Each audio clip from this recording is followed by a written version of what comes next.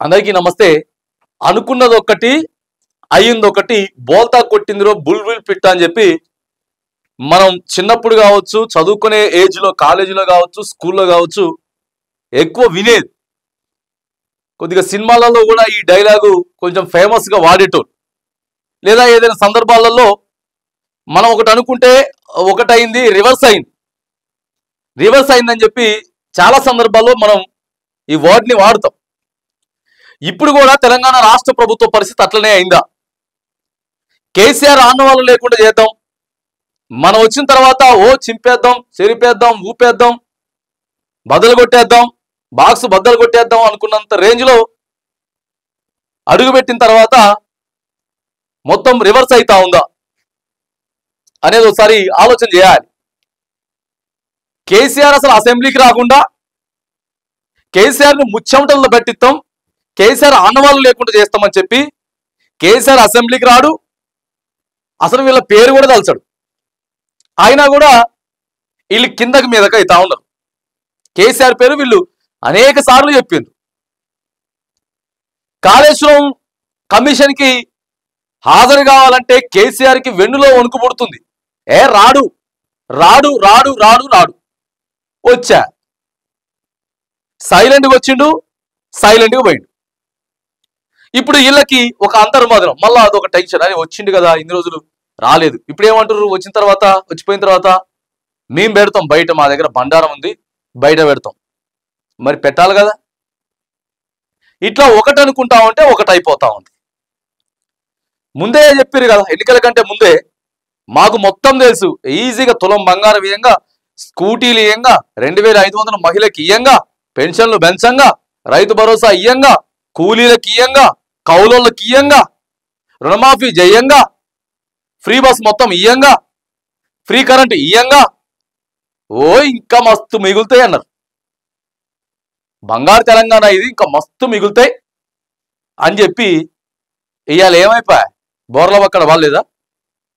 మనం అంటలేము, ముఖ్యమంత్రి గారే అన్నారు కదా, డబ్బులు వస్తలేవు, సరిపోతలేవు, మనల్ని దొంగలు చూసినట్టు చూస్తుర్రు, చెప్పులు ఎత్తకపోయే లెక్క చూస్తుండ్రు, బ్యాంకర్లు, ఇన్వెస్టర్లు మనల్ని నమ్ముతలేరు, ఇంకా ఏమున్నది, రేట్లు పెంచాలా, రేట్లు పెంచకుండా ఎట్లా నడిపియాలి, ఇవన్నీ మాట్లాడలేదా ముఖ్యమంత్రి గారు? 18,500 కోట్లే వస్తున్నాయి. ఎంతసేపట్లో రివర్స్ అయింది? కేవలం సంవత్సరం నుంచి సంవత్సరంన్నర లోపే రివర్స్ అయింది.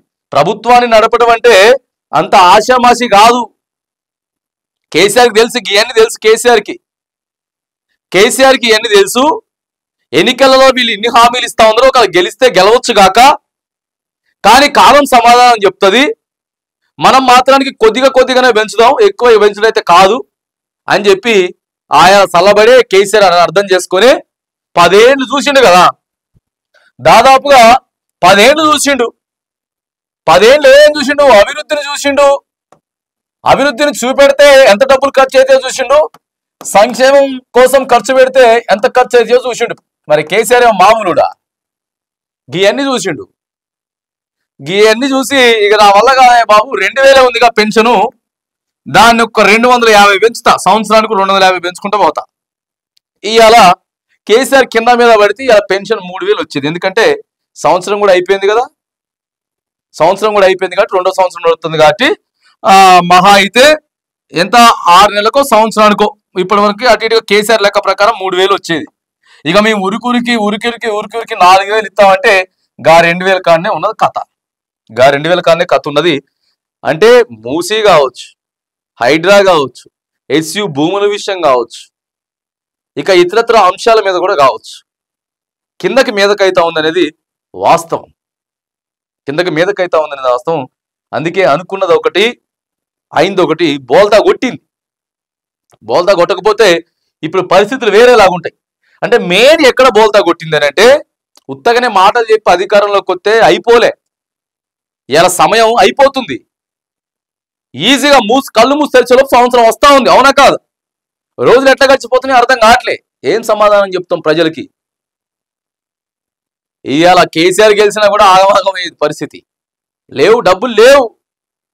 కొత్త రాష్ట్రం, కొత్త ప్రాజెక్టులు కట్టుకున్నాం, ఎంతో ఖర్చు పెట్టుకున్నాం, సంక్షేమ పథకాలు ఇస్తా ఉన్నాం, రావు, ఉన్న కాడికే నడుస్తుంది అది.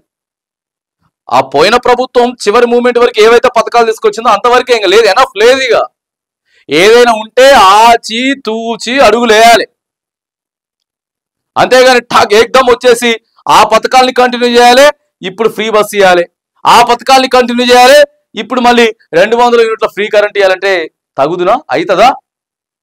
కాదు కదా. కాదు కాబట్టి మొత్తం అనుకుంటే ఒకటి, లంక బిందులు అనుకుని వచ్చినాం కానీ ఉత్త ఖాళీ కుండలే ఉన్నాయి. ఏం లేదు, ఈడ పైసలు లేవు, మనల్ని దొంగల్లాగా చూస్తున్నారు. సర్పంచ్ ఎన్నికలు పెట్టుకోవడానికి కూడా ఇలా జంకాల్సి వస్తూ ఉంది. మంత్రుల్ని కేటాయించాలన్నా ఇలా జంకాల్సి వస్తూ ఉంది. చాలా దారుణమైనటువంటి పరిస్థితి. ఆచితూచి అడుగులేయాల్సినటువంటి పరిస్థితి. లేదు, రైజింగ్ తెలంగాణ మాకు మొత్తం తెలుసు అని చెప్పి ఇంటర్వ్యూలల్లా ముందు మొత్తం తెలుసు అని చెప్పి వచ్చిన సంవత్సరంన్నర తర్వాతే బొక్కా బోర్ల పడ్డటువంటి పరిస్థితి అయితే ఉందని చెప్పి ఇవాళ తెలంగాణలో ఓ చర్చ అయితే నడుస్తూ ఉంది. ప్రస్తుత ప్రభుత్వంపై మాత్రానికి ఓ చర్చ అయితే నడుస్తూ ఉంది. మరి తెలంగాణ ఎట్లా ముందుకు పోతుంది, ఏ రకంగా మనకి ఇన్నప్పులు అని చెప్తుర్రు, ఆగమాగమవుతున్నాం, ఏం లేవని చెప్తున్నాం. కానీ మళ్ళా ఒక కొత్త నాయకత్వం మాత్రానికి తెలంగాణను నిలబెట్టాలంటే రావాల సమర్థమైనటువంటి నాయకత్వం అయితే ఖచ్చితంగా ఇప్పుడు తెలంగాణలో అవసరం ఉందని చెప్పి తెలంగాణ సోషల్ మీడియా ప్లాట్ఫామ్స్లలో మాత్రానికి ఇదే చర్చ నడుస్తుంది.